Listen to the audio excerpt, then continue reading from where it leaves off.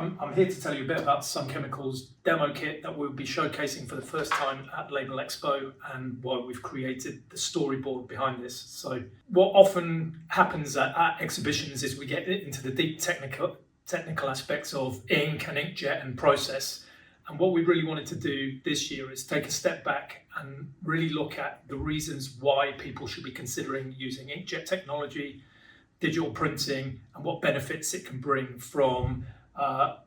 varying designs. So we'll be showcasing product where labels and other packaging kind of applications where the design can change from pack to pack to pack, where we can include a QR code for smart packaging, which will link to a sub-site which will tell you all about the samples that we've got on show, how we created them in terms of the print head and the resolutions, but really telling up an overall story about digital and the fact that digital print or inkjet can deliver a lot for the packaging industry. But it's not just about the print, it's about demonstrating and showcasing fully functional pieces of packaging, whether that be including primers, varnishes, and the product in its final use. So hopefully you can come and join us at LabelExpo and see the first demonstration of Sun Chemicals packaging demo kit.